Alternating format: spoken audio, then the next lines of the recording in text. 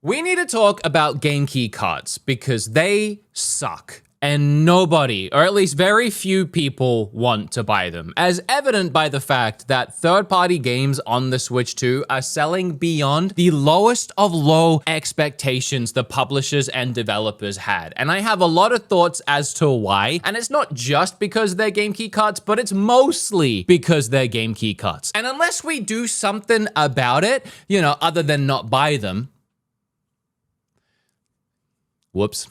I'll talk about that in a second. Directly, I made Hey Nintendo, the eShop sucks, where I talked about, take a guess. And now on the Switch 2, Nintendo has actually addressed a lot of those issues. And while I'm not taking sole credit for that, even though the video had over 1 million views and surely Nintendo had to see it, and some of my actual suggestions were taken exactly and utilized on the new eShop, it's more the case of when we actually vocally talk about it and say what we like and don't like and then share that, that's how change happens. And god damn it, I'm a physical collector. I don't know if you can tell by looking behind me. I have a lot of Switch 1 games. I do not want to do this anymore. I made a commitment at launch to buy every single Switch 2 game because I wanted to make the video where I reviewed them all. And I decided within myself that at least buying the game key cards is better than digital. It's an empty cart. It's a waste of plastic and a bit of artwork, but at least I can put something on the shelf. But I gotta be honest, I think I'm done.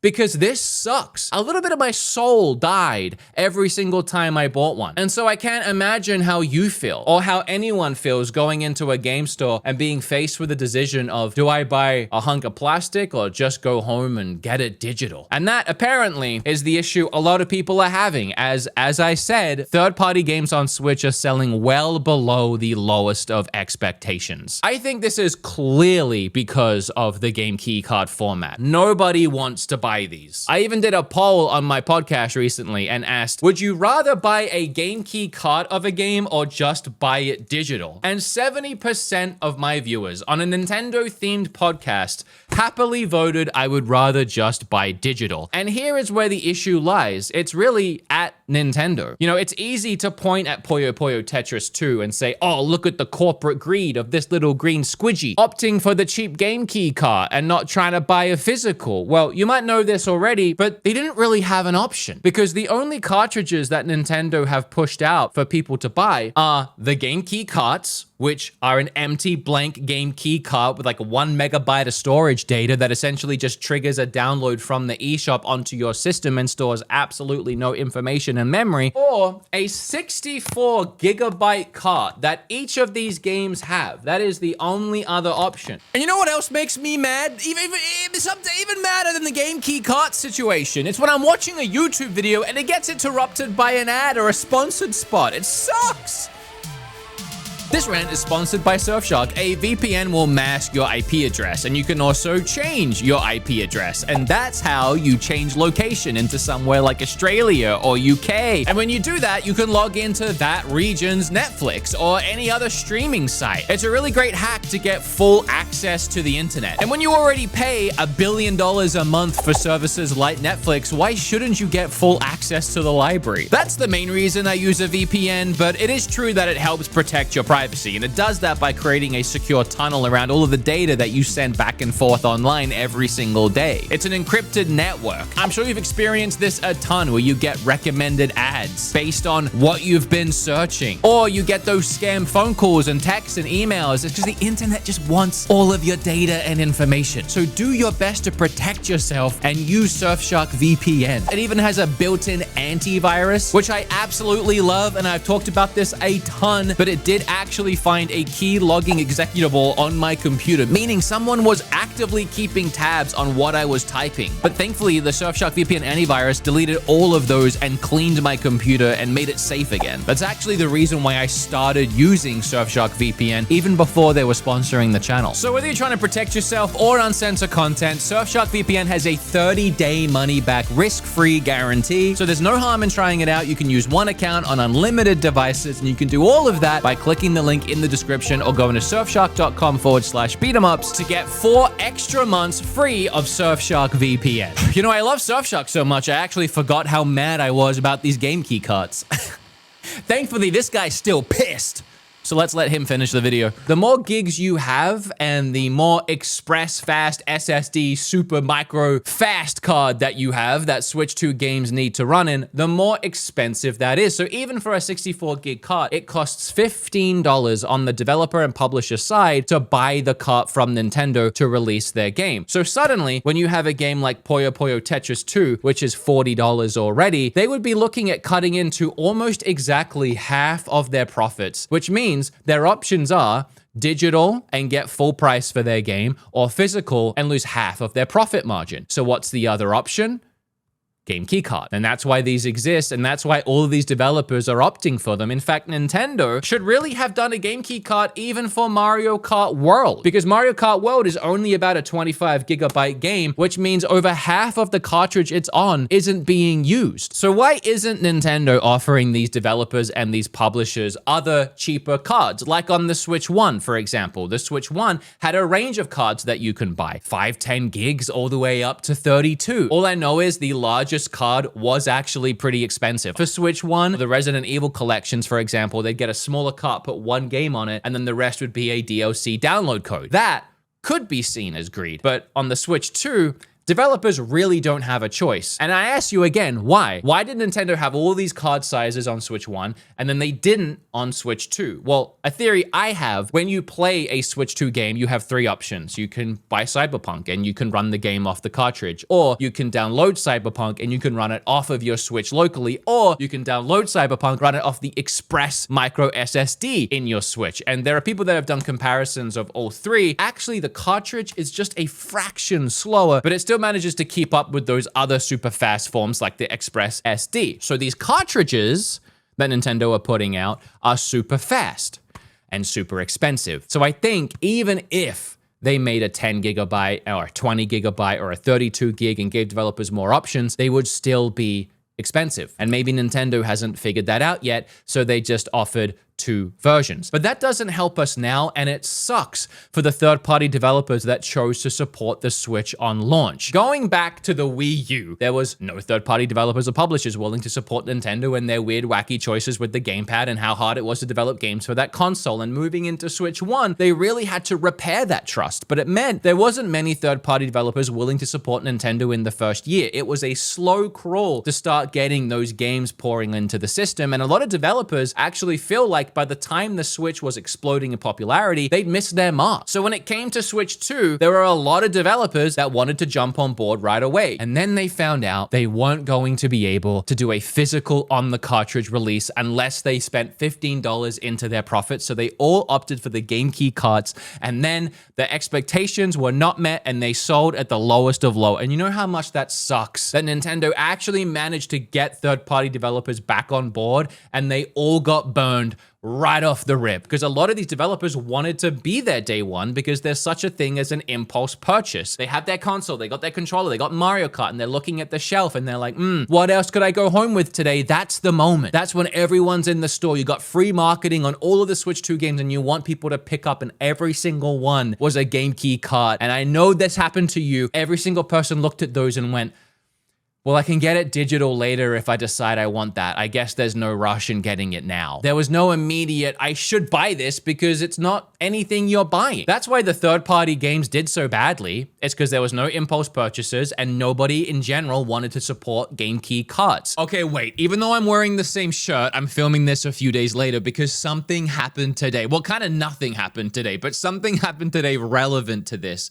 because Nintendo just did their annual shareholders meeting, and in that meeting, a shareholder called the game key cards a half-baked measure and asked why so many third-party publishers use them. He also asked whether or not they impact sales, and he asked this directly to the president of Nintendo, Furukawa. So while Furukawa didn't really give an answer, he just said that game key cards were conceived as an option to help publishers bring their games to retail and that they were consulted with ideas on how to sell in this format. He didn't really want to talk about how it impacted sales because, of course, he's not going to want to talk about that with shareholders when the publishers themselves are saying they're selling the lowest of lows. Like, he's not going to want to bring that up. And this is good Although it doesn't change anything yet, right? Because Nintendo kind of dodged it. So we still need to be vocal about this. We still need to put this external pressure on Nintendo with videos like this and conversations like this. But this is good because there's clearly now internal pressure as well.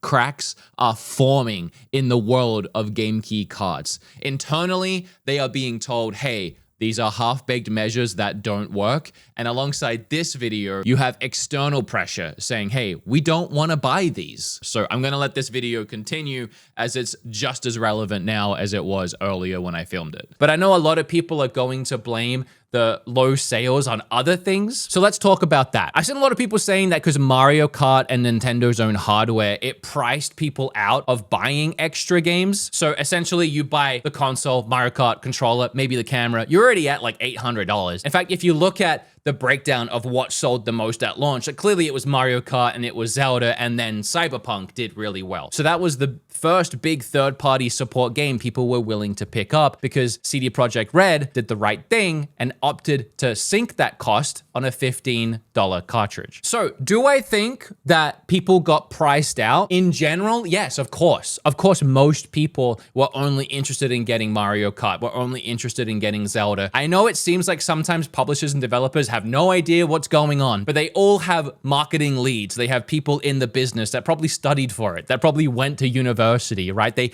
account for all of the variables and not just a YouTuber sitting in his basement. When they say it sold beyond the lowest of low expectations, what they mean is they expected a number of high and then here's like a low based on all of those variables. They had that expectation because of what their game is, because of how old it is, because of the timing that it's being released, because it's day one on Switch. Like they take all of that into account, and despite all of that, it was lowest of lows. So I pose to you, if that is the case, if something went wrong, what is the one thing they couldn't account for? Game key cards, because it's never happened before. They didn't know what to expect in that case. It messed up their expectations and it made it sell at the lowest of lows. So anything that you can hit me with, oh, but it's this and it's that and it's this, the developers and publishers expected that. They didn't expect the game key cards to be so universally hated and just people refusing to buy them. And I think any argument in that case is completely destroyed by Cyberpunk. Cyberpunk quite literally is a 5-year-old game. It's 2 generations ago, despite it barely running on PlayStation 4. And not only that, it's notoriously been panned as bad. They've done a lot to fix it over the years, but you remember my video and you know how the sentiment of this game has been. It's really a mixed bag of people that hate it and like it and just can't be bothered with it. And they re-released it for $70 and it's the best third-party selling game on the Switch 2 at launch. I feel like I don't have to beat my head against the wall any more than that. Over 80% of the Switch 2 software sales came from physical retailers. Here we hit one of our first problems that I really have with this, and a lot of people should have with this. Nintendo is a nostalgic company. We grew up with Nintendo, and Nintendo feels like a toy. It feels very physical. Nintendo themselves release amiibos, actual toys that we buy and we spend $30, $40 on now because we want Nintendo toys. Nintendo just released an alarm clock, which is essentially an alarm clock toy. Everything about Nintendo is baked in nostalgia. It's GameCube releases on the system again with a physical controller Nintendo made to resemble a GameCube controller that we all lined up and bought. We want to own what we have when it comes to Nintendo, and we want to collect when it comes to Nintendo. Not everybody. Some people like digital, but the point that I'm making is 80% of people want to buy physical. So even though 80% of sales came from physical retailers, it was still beyond the lowest of low for expectations, which means digital isn't doing much better, which means Nintendo is really just shooting themselves and third-party developers and publishers and support on the console in the foot by not having an answer day one to this game key card situation, because everyone wants to buy physical, but nobody wants to buy this physical. And by this physical, I mean I'm pointing at the stack of games I have here. I talked earlier about splinter issues and things that you probably haven't thought about yet. And here's my biggest one. What sense does it make for a game like Stardew Valley, which is $15 on the eShop, to release a physical on the cartridge when the cartridge costs $15 for them to buy? That leads us in 2 positions. One, we are just not going to get indie games physicals this time around. Like, that's it. We're not going to get physical games for anything other than games probably over $50 or more, because anyone that has a game under 50 just aren't going to bother chipping into their profits. So the one way we get through this is we just don't get physicals for games, which sucks. A reason why that sucks too is because at least with eShop indie games, they're always all on the cart because the file sizes are so small. Like, a big issue we face with games like Hogwarts Legacy and Call of Duty on PlayStation 5 is the games are so big, they can't fit on a Blu-ray disc. So the games are literally game key carts. There's almost no data on the disc, and you download the whole game when you put the disc in and connect to the internet. But there's other games that aren't on the disc and they have part of it on the disc. There's almost no way of getting around any of that because the formats just don't get that big. But with indie games, you can actually have the whole game on the cartridge. You can actually fit all of Enter the Gungeon on a $20 Switch 1 cartridge and put it in your game room and have the game. Have the game. Not anymore. Even Puyo Puyo Tetris, a 4GB game, had to do a game key cart, and it was a $40 release. And that's the next thing. We had two options, remember? One, we just don't get them. Two, we get them, but they're $10, $15 more. Either way, for the consumer, we're screwed. Video game prices are either gonna go up because of game key cards, or we're just not going to get physicals. Internal storage is only 250 gigs. And let me tell you, when you're buying games like Hitman, which is 61 gigs on its own, and then you add in Yakuza, which is 57 gigs, then you add in Hogwarts, which is 24 gigs, surprisingly a little bit smaller. Street Fighter is 50 gigs. Just the games in my hand right now will fill up that $60 SD card and leave you almost no room. So while these game key carts might seem like they are saving developers and publishers money, they're actually directly hurting those developers and publishers' sales. It's also hurting consumers, who really get nothing out of this deal, and any solution or workaround to game key cards actually being viable just cost us more money. I think best case scenario for game key cards, Nintendo actually offers variable sizes for carts, 5 gigs, 10 gigs, 20, 32, 64. So something like Puyo Puyo Tetris doesn't need to only have a 64 gig cart or a key cart. But keep the key carts. I'm not against them. There is actually a use case for game key cards that I don't mind, and that's games that are over 64 gigs anyway. Because I don't want 50 gigs of a game on a cartridge just to download the next 20 to make it playable. If the whole game isn't on the cartridge, what's the point? But Bravely Default is 11 gigs. I'm pretty sure if there was a 10 gig cart, the developers would have found a way to make this 10 gigs, and we would have had this physical, and it would have been a $40 physical release, and probably would have sold way better and way better than any other game that was a game key card at launch. This is my plea to you, Nintendo. Make more cartridges. I don't know why you're not. There has to be a reason beyond just we don't want to. It doesn't even make sense for your own games like Mario Kart to be on a 64 gigabyte cartridge. So maybe it's a chip shortage, maybe it's tariff related, maybe it's because you can't find a way to make smaller cards this fast, but please find some sort of solution, because as it is right now, physical sales are taking a huge dump, and the third-party developers that have supported this console at launch that you've regained the trust of are being let down. But more than anything, us, the consumers, are being let down, because we are, at our core, Nintendo fans. We want to collect, we want to own, we want to cherish, we want to appreciate, and we don't want to feel like we have to buy a digital game out of spite. I don't think that's an ecosystem you want to foster. I think you want those things flying off the shelf, don't you? I think you want this to go insane, not just for you, Nintendo, to make money off your $80 new game. I think you want your third parties to do well as well, right? Like, I think that's a very important part of all of this, because you don't want to have another Wii U. All right, that's it.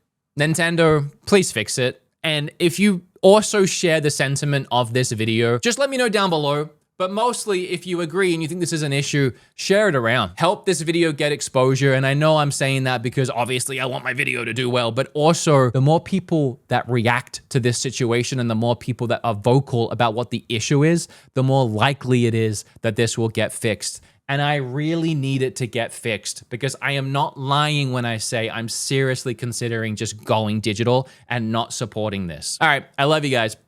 Bye.